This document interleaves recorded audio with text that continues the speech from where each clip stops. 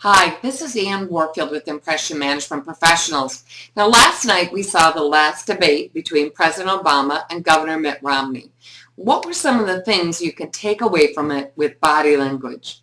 Well, it's always interesting when they do a seated one because the body language is very repressed in those situations. But there are several things to know. One, you will note that Mitt Romney sat with his hands in this kind of a gesture, which is a reassuring gesture, and it's a comfortable gesture that people often use to show that they're present and listening to things, but also to give comfort to themselves. Now, at the same time, you notice that President Obama came out holding a pen and using his fingers in this kind of a gesture.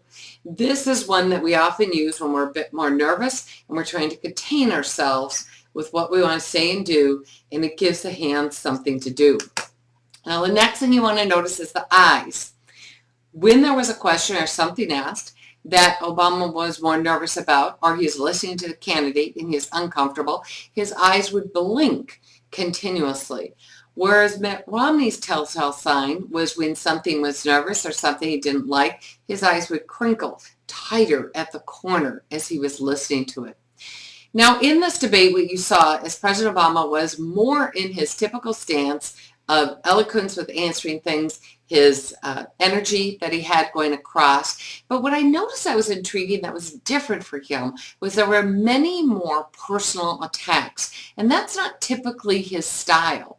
So it led me to look at things and say, why is he doing the personal attacks? Is there, because there isn't the strong belief that you can just stand on the merit of what is? But that's something to think about, because that's not his typical style of doing things. He typically stays to the facts, and he typically tends to speak about things from the factual perspective.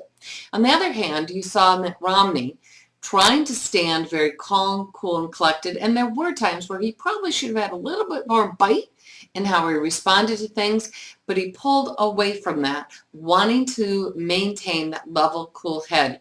But at times it came off that there wasn't just as much commitment as maybe he should have had in those situations. It'll be interesting to see what happens in the polls. And it begs us to ask, I love the question Reagan always asked, which is, well, you have to ask yourself if I'm better today than I was 4 years ago. May you go forth and have a great outcome-focused day filled with fabulous success. This has been Anne Warfield at impressionmanagement.com.